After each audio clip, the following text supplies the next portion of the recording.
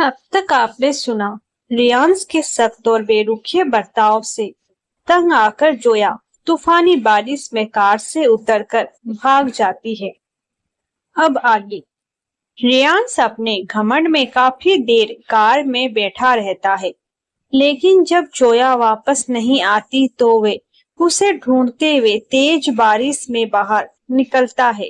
रास्ते के मोड़ पर उसे पेड़ों के पीछे एक पुरानी लकड़ी की झोपड़ी दिखाई देती है, जहां जोया छुपी हुई है। रेयांस ने जैसे ही उस ढहती हुई झोपड़ी के टूटे हुए दरवाजे को अंदर धकेला, अंदर का नजारा देखकर उसके माथे पर बल पड़ गए। वे सोच रहा था कि जोया वहां डर के मारे रो रही होगी या माफी मांगने का मन बना रही होगी, लेकिन मिस पटाखा का अंदाज ही अलग था। जोया झोपड़ी के एक कोने में उल्टी रखी एक पुरानी लकड़ी की टोकरी पर शान से बैठी थी। उसका पीले रंग का सूट पूरी तरह भीग चुका था, बाल चेहरे पर चिपके थे, लेकिन उसके हाथ में एक सूखी लकड़ी थी, जिसे वे किसी तलवार की तरह हवा में भांज रही थी। ठहरो, कौन है वहां? आगे मत बढ़ना, वरना इस शाही तलवार से तुम्हारा सिर धड़ से अलग कर दूंगी।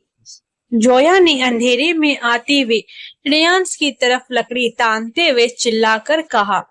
रेयांस ने एक गहरी सांस ली और झोपड़ी के अंदर कदम रखा। बाहर कड़कती बिजली की रोशनी जब उसके चेहरे पर पड़ी तो जोया ने अपनी नकली तलवार नीचे कर ली और मुंह बनाते हुए बोली, धत तेरी की, मुझे लगा कोई डरावना भूत आया है, पर यहाँ तो साक्षात मिस्टर खड़ूस पधार गए। वैसे भूत आता तो ज्यादा अच्छा होता, कम से कम आपसे ज्यादा तमीजदार तो होता। रियांस के भीगे हुए चेहरे पर गुस्सा और एटीट्यूड साफ झलक रहा था। वे उसके बिल्कुल सामने आकर खड़ा हो गया। उसकी लंबी कदकाठी के सामने जोया उस टोकरी पर बैठी बेहद छोटी लग रही थी, पर उसकी जुबान की धार कम नहीं हुई थी। रियांस ने अपनी ठंडी और भारी आवाज में कहा, जोया, अपनी ये नौटंकी बंद करो। तुम्हें अंदाजा भी है कि तुम कितनी बड़ी बेवकूफ हो? इस तूफानी रात में इस सुनसान रास्ते पर कार से उतरकर भागते हुए तुम्हें शर्म नहीं आई? अगर तुम्हें कुछ हो जाता तो तुम्हारी इस बचकानी हरकत का जवाब मुझे अपनी फैमिली को देना पड़ता। तुम मेरे लिए सिर्फ एक मुसीबत हो, जिसे डैड ने मेरे गले मढ़ दिया है। मुसीबत और गले मढ़ दिया है जैसे कड़वे शब्द सुनकर जोया के दिल में एक पल के लिए ठेस लगी। उसकी आंखों में एक सेकंड के लिए आंसू छलक आए, लेकिन उसने तुरंत अपनी नाक सिकोड़ी और जोर से हंसते हुए खड़ी हो गई। ओहो, तो मिस्टर रोबोट को मेरी फिक्र नहीं है, बल्कि अपनी साख की चिंता है। और मुसीबत मुसीबत तो आप है। 24 घंटे ऐसा मुंह बनाकर घूमते हैं जैसे किसी ने आपकी सारी प्रॉपर्टी मेरे नाम कर दी हो। मैं तो कार से इसलिए उतरी क्योंकि मुझे आपके उस एसी की हवा से ज्यादा इस बारिश में मजा आ रहा था। मजा आ रहा था? तुम हालत देख रही हो अपनी, रेयांस ने चिढ़कर कहा। जोया ठंड के मारे अंदर ही अंदर कांप रही थी और उसके होठ हल्के नीले पड़ रहे थे, पर उसका ईगो भी रेयांस से कम नहीं था। तभी बाहर हवा का एक बेहद तेज झोंका आया। झोपड़ी की पुरानी छत जोर से चरमराई और अंदर कोने में जल रही एकमात्र मोमबत्ती पल भर में बुझ गई। पूरी झोपड़ी में एक झटके में घना काला अंधेरा छा गया। जोया, जो अंधेरे से बेहद डरती थी, अपनी सारी हैकड़ी भूल गई। उसके मुंह से एक जोरदार चीख निकली, अरे मम्मी रे, भूत आ गया! और उसने बिना सोचे समझे अंधेरे में सीधे आगे छलांग लगा दी। रेयांस वहीं खड़ा था। अचानक जोया आकर सीधे उससे टकराई और डर के मारे उसने रेयांश के गले में अपनी दोनों बाहें कसकर डाल दी। वे रेयांश के सीने से बिल्कुल चिपक गई थी और उसका चेहरा रेयांश के भीगे कुर्ते में छुप गया था।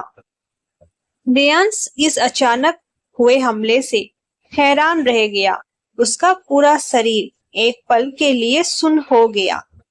जोया के भीगे शरीर की ठंडक और उसकी तेज चलती सांसें रेयांश को अपने सीने पर साफ महसूस हो रही थी।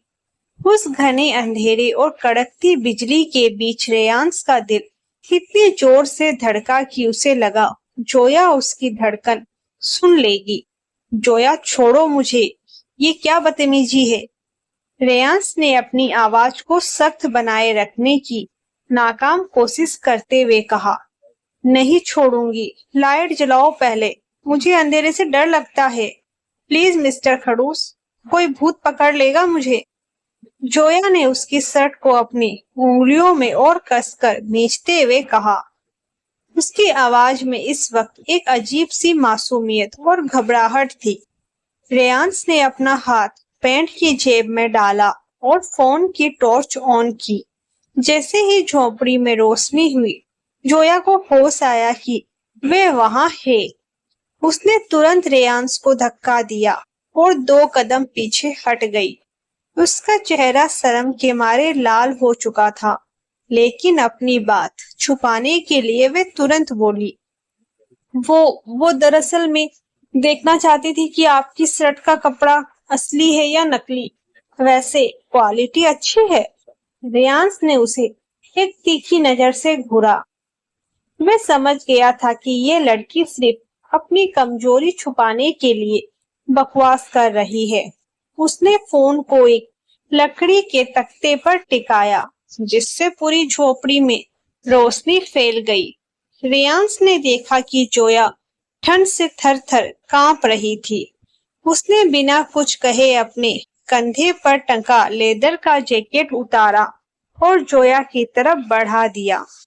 इसे पहन लो, मैं नहीं चाहता कि तुम बीमार पड़ो और गांव पहुंचने से पहले मुझे तुम्हारा डॉक्टर बनना पड़े। उसने रूखेपन से कहा, मुझे आपका ये खड़ूस जैकेट नहीं चाहिए। मैं अपनी इस शाही लकड़ी की तलवार से खुद को गर्म कर लूंगी। जोया ने नखरा दिखाते हुए जैकेट को हाथ से हटा दिया। रेयांश का पारा 7वें आसमान पर पहुंच गया। इस लड़की को तमीज से समझ नहीं आती कि उसने जैकेट को झटके से खोला, आगे बढ़ा और जोया को अपनी मजबूत बाहों में जकड़ लिया। उसने जबरदस्ती वे भारी लेदर जैकेट जोया के कंधों पर डाल दिया और उसके कॉलर को आगे से कस दिया। इस कसमकस में दोनों का चेहरा एक दूसरे के बेहद करीब आ गया था।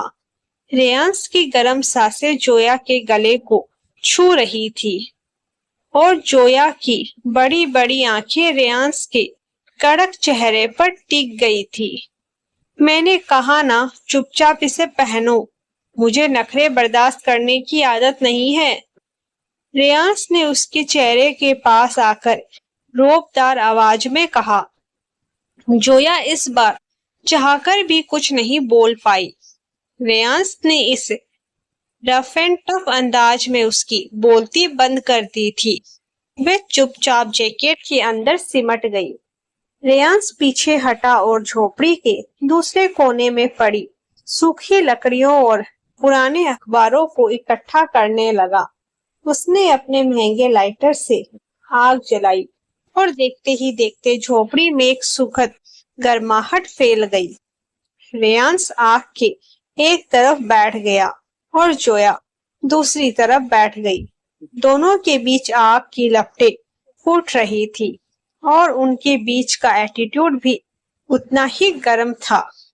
जोया ने आग सेकते हुए रेयांश को देखा, जो अपने फोन में कुछ देख रहा था। उसने एक लकड़ी उठाई और उसे आग में डालते हुए कहा, वैसे मिस्टर रेयांश, आपको कभी हंसने का मन नहीं करता? मतलब भगवान ने चेहरे पर इतनी अच्छी स्माइल दी होगी पर आपने उसे तिजोरी में बंद करके चाबी कुएं में फेंक दी है क्या? रियाज ने फोन से नजरें हटाई और बिना किसी एक्सप्रेशन से के कहा, मेरी स्माइल फालतू की चीजों के लिए नहीं है जोया, और खासकर तुम्हारी इन बेतुकी बातों पर तो बिल्कुल नहीं। खड़ूस नंबर 1, जोया ने बड़बड़ाया और अपना मुंह दूसरी तरफ कर लिया। रात धीरे धीरे बीतने लगी। आग की तपन और थकान की वजह से जोया की आंखें भारी होने लगी। मैं टोकरी पर बैठे बैठे ही झटके खाने लगी। रेयांस चुपचाप उसे देख रहा था। जैसे ही जोया का संतुलन बिगड़ा और वे नीचे गिरने वाली थी, रेयांस तेजी से आगे बढ़ा और उसे संभाल लिया। जोया की आंख नहीं खुली, वह गहरी नींद में जा चुकी थी। रेयांस ने एक ठंडी सांस ली, अपने ईगो को थोड़ी देर के लिए सुलाया और जोया को बड़े आराम से सहारा देकर अपने कंधे से टिका लिया। जोया ने नींद में ही उसके कुर्ते को पकड़ लिया। रेयांस पूरी रात जगा रहा, उस चुलबुली लड़की के मासूम चेहरे को देखते हुए, जो नींद में कितनी शांत और प्यारी लग रही थी। सुबह की पहली किरण के साथ ही बारिश रुक चुकी थी। जोया जैसे ही जागी, उसने खुद को रेयांस के कंधे पर पाया। उसने तुरंत अपनी आंखें बड़ी की और चिल्लाई, ओह माय गॉड, आपने रात भर मेरा फायदा उठाया, मुझे अपना तकिया बना लिया। रेयांस उठा और अपनी शर्ट को ठीक करते हुए पूरे एटीट्यूड में बोला, दिमाग ठीक है तुम्हारा? सिर तुम्हारा मेरे कंधे पर था, और वैसे भी मुझे तुम्हारे जैसी मुसीबत को तकिया बनाने का कोई शौक नहीं है। बाहर चलो, गाड़ी ठीक करने के लिए गांव वाले आ गए हैं। वे पूरे रोब से झोपड़ी से बाहर निकल गया। जोया ने पीछे से मुंह चिढ़ाया और अपना सामान उठाकर उसके पीछे भागी। गांव के पुश्तैनी घर पहुंचने तक जोया ने कार में रेडियो फुल आवाज में चला रखा था और खुद भी बेसुरा गा रही थी, जिससे रेयांस का सिर फटने लगा था, पर उसने अपने एटीट्यूड में कुछ नहीं कहा। जब वे हवेली पहुंचे तो केयरटेकर रामू काका ने उनका स्वागत किया। रात को डाइनिंग टेबल पर रेयांस बड़े सलीके से छुरी कांटे से खाना खा रहा था। जोया को शरारत सूझी। उसने एक बड़ा सा पापड़ उठाया और रेयांस के ठीक कान के पास ले जाकर जोर से कड़ कड़ करके चबाया। रेयांस ने चिढ़कर अपना कांटा प्लेट पर पटक लिया। क्या तुम्हें तमीज नाम की कोई चीज सिखाई गई है? उसने गुस्से में पूछा। जोया ने मासूमियत से आंखें घुमाई। अरे मिस्टर खड़ूस, गांव के पुश्तैनी घर में पापड़ हाथ से तोड़कर ही खाया जाता है। अब आप चम्मच से पापड़ खाएंगे तो पापड़ को बुरा लग जाएगा ना। रेयांस का मूड पूरी तरह खराब हो चुका था। वह बिना खाना पूरा किए मेज से उठा और पैर पटकता हुआ अपने कमरे में चला गया। जोया पीछे से मुस्कुराई और सोचने लगी कि इस मिस्टर खड़ूस को तंग करने में कितना मजा आता है। रात के ठीक 12 बजे हवेली में गहरा सन्नाटा था। रेयांस अपने कमरे में लेटा था। तभी उसे हवेली के पिछले हिस्से यानी रसोई से किसी बर्तन के गिरने की जोरदार आवाज आई। उसे लगा कोई चोर घुस आया है। वह तुरंत अपनी भारी टॉर्च लेकर नीचे उतरा।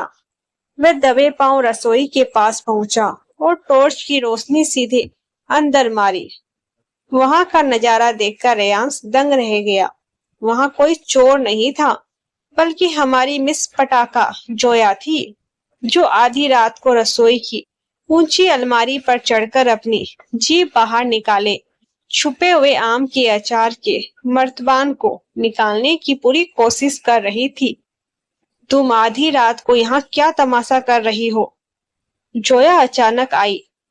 इस आवाज से डर गई। अయ్यो मम्मी!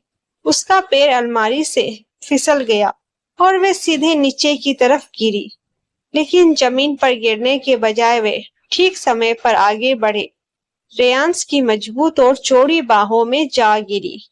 दोनों एक बार फिर बिल्कुल करीब थे। जोया के हाथ में अचार की बरनी थी और उसकी आंखें रेयांश की आंखों में उलझ गई थी।